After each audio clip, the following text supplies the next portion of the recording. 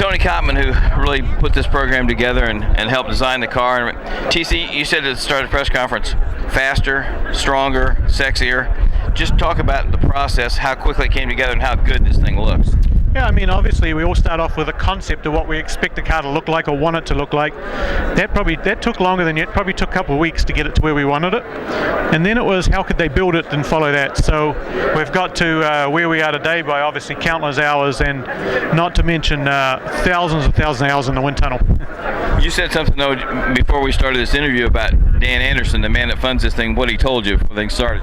Yeah, he pretty much, there was not too many constraints. It was pretty much go do what you think we need.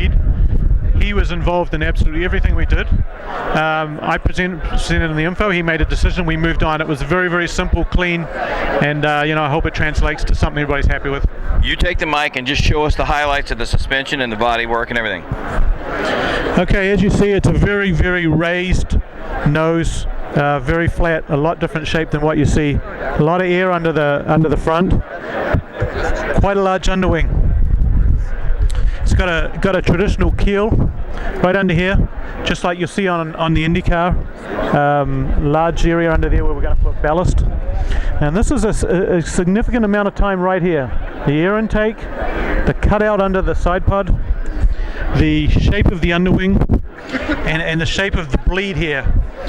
Cramming X amount of air in there is great, but you've got to be able to do something with it. And as we know on the Indy car, a larger underwing, it becomes detrimental to the lift of the car. So this underwing is really designed a lot around what we learned on IndyCar, but thousands of hours in the wind tunnel got us to where we are here, and just coincidentally we increased the lift speed from the time we started to the time we finished by about 30 mile an hour. So the speed that it takes off at a 5-degree inclination, we raised by about 30 mile an hour, which is significant. Hey T, yep. Talk real quick too about the engine, what the difference is in the engine. Okay.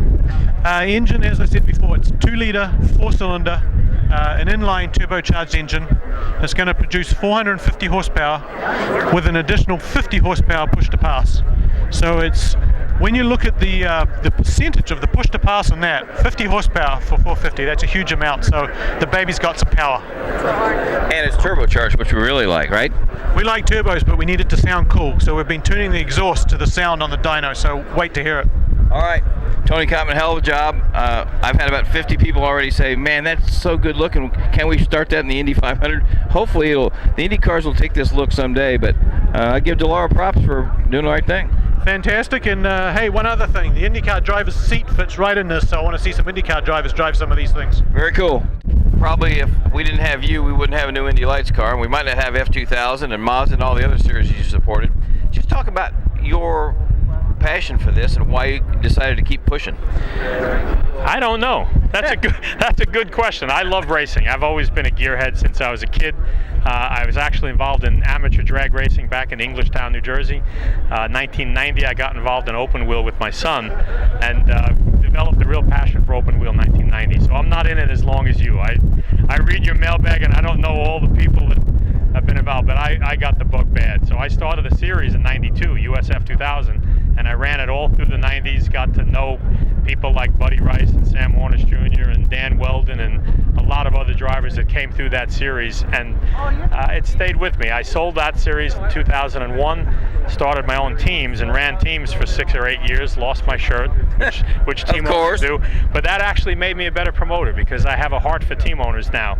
So when we do things with a series, in the back of my mind and the front of my mind is always, how is this affecting the teams? That's my continuity. The drivers come and go in a minor league series, and development series is the better word, but the drivers move in and out.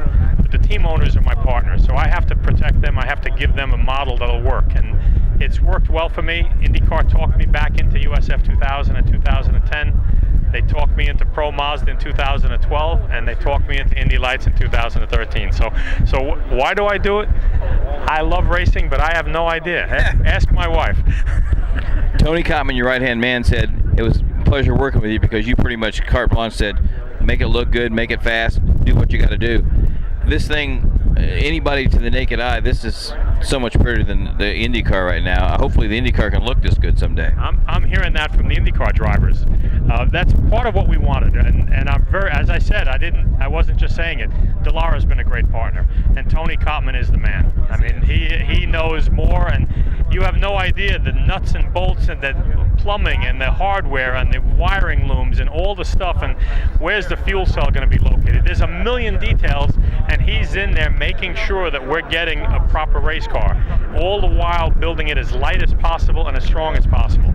I mean, it wouldn't have happened without Tony. I mean, Dan, do you think, the fields have been down the last couple of years because guys were anticipating a new car. Have you got any feedback yet from people outside saying, you come with a new car, we're going to come racing with you? There's been a lot of interest, and what we need most of all is more teams, and we have a lot of team interest, both from the open wheel ranks and the sports car ranks, teams that are interested in what we're doing and interested in coming and playing. I mean, budgets are always an issue, but I've said it before, budgets are not what kept drivers away from Indy Lights. We need more teams that are not so dependent on driver budget. We need teams that are willing to develop drivers and maybe subsidize them a little bit.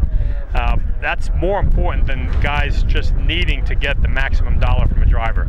I mean, when I get there, it's not going to happen next year, but when I get there, it'll start to work. I mean, even in F2000, we have teams giving drivers seats for numbers that as a team owner I could never do. But they're helping the kids. They're investing in the kids, and that's what I'm all about. Well, the other thing is this is rare in racing, but I've never heard anybody say anything bad about you, which scares me because you must be a lot smarter than most of the people I've hung around with in racing for the last 50 years. But I will say this: it's good to have somebody that puts his money where his mouth is, like Dan Andersen did. The new Indy Lights car is pretty breathtaking. And thanks for watching RACER.com. This is Robin Miller.